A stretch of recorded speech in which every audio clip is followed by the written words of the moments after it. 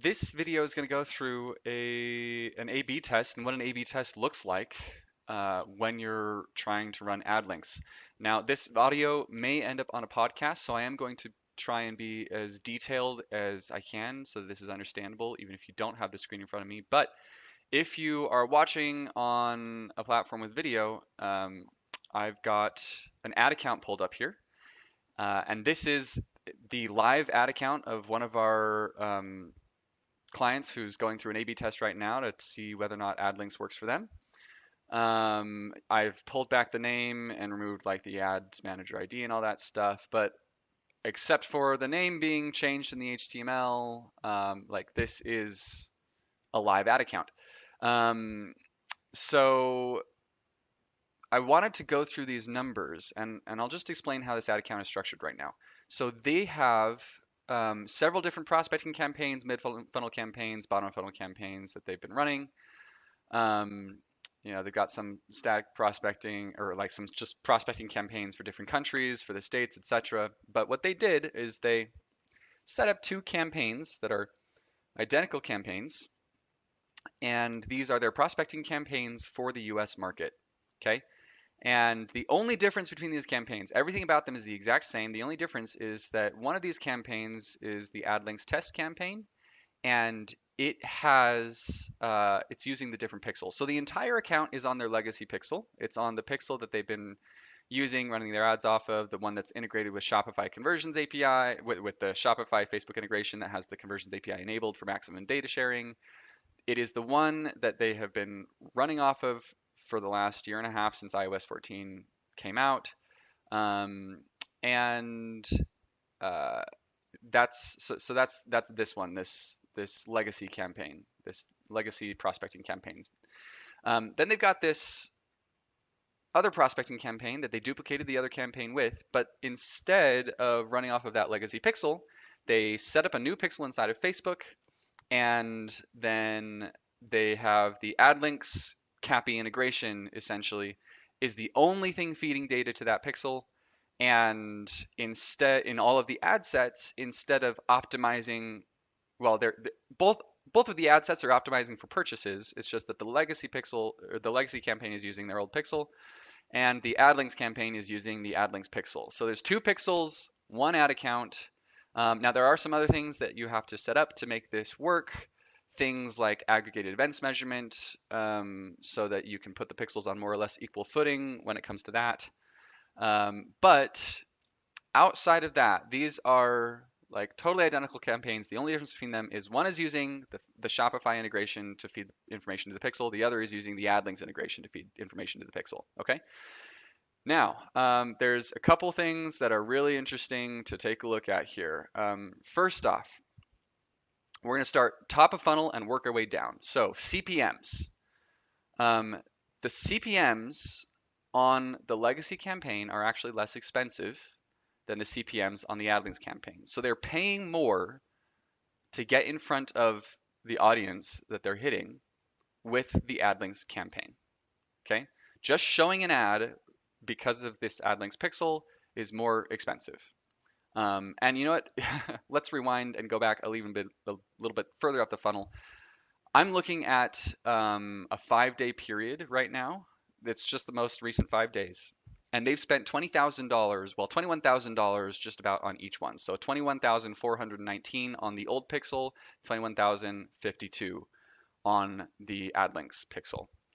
Okay, so we've spent more or less the same amount of money. These are the same campaigns, slightly more expensive CPMs by about 20% on the AdLinks campaign, which means that the audience they're hitting is more in demand. It's a more expensive audience on the AdLinks test. Usually that means it's also a higher quality audience. Not always the case, but as we go through these other metrics, you'll see that it probably definitely is the case. Okay, so just because of that difference in CPM, the reach on the old campaign is higher than on the legacy or than on the AdLinks campaign.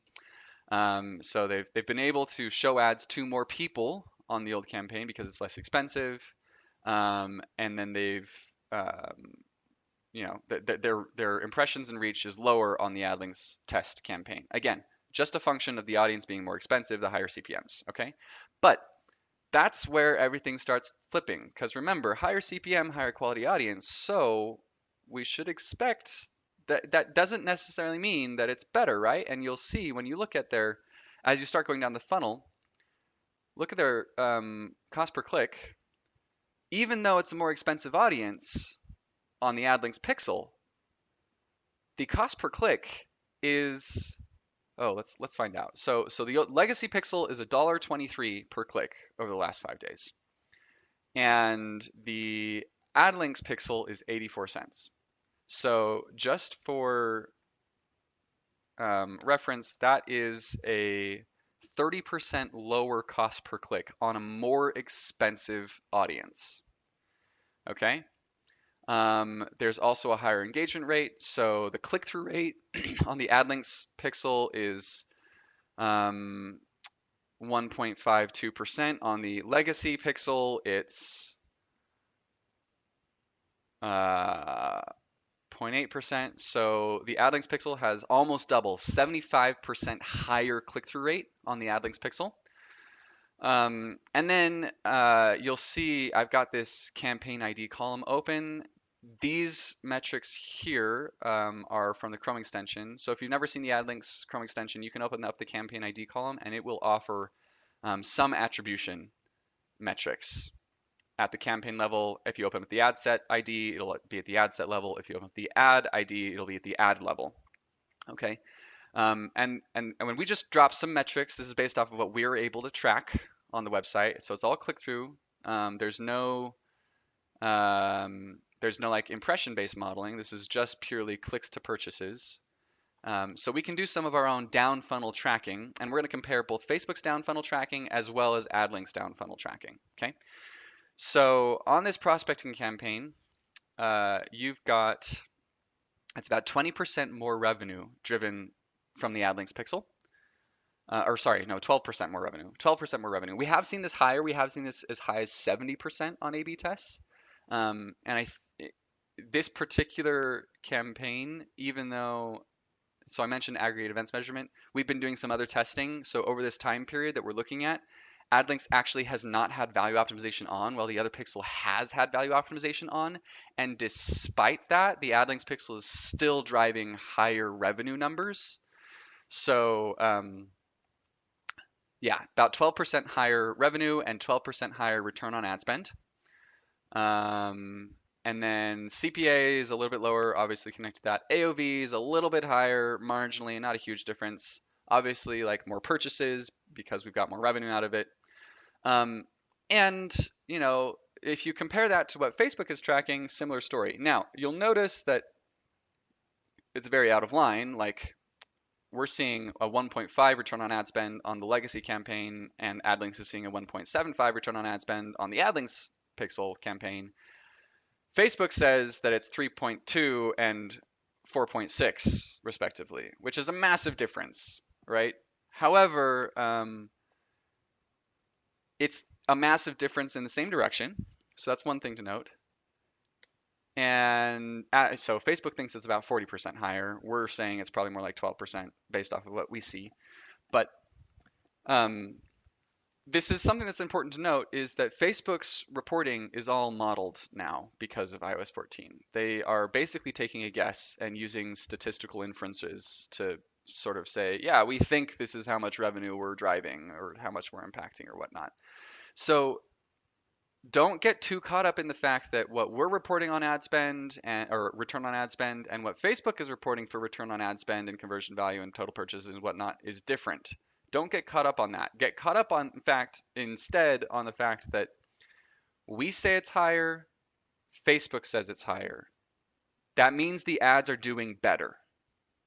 That means that when you run your ads on the AdLinks pixel, Facebook is getting better data. And with that better data, it's doing a better job of finding your audience, and that audience is interacting with your ads and purchasing from you at higher rates. That's the point. That's the takeaway. Okay. There is some other side effects of when you look at Facebook's reporting. It's going to show a higher number of website purchases and higher return on ad spend, in part because the pixel is getting better data. And so some of this difference is made up for in the fact that Facebook just has better data to report on. So there is an attribution element where it's just like, oh, okay, we can see more of what's happening, so we can report on more of what's happening. But the other element of that is it's literally performing better. It's literally a more profitable campaign to be running your ads, same audience, same everything. The only difference is better data through the pixel. Um, and this is a pretty fair test because we're looking at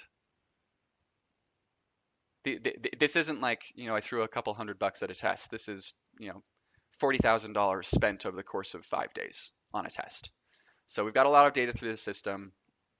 And by the way, this is not the only one. This is just one of several now that we've been putting together as case studies since launching a paid version of AdLinks.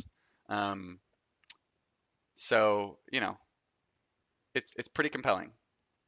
Um, Substantially cheaper CPCs, higher engagement rates, more revenue, more bang for your buck, more profitable campaigns, better data to feed the Facebook engine.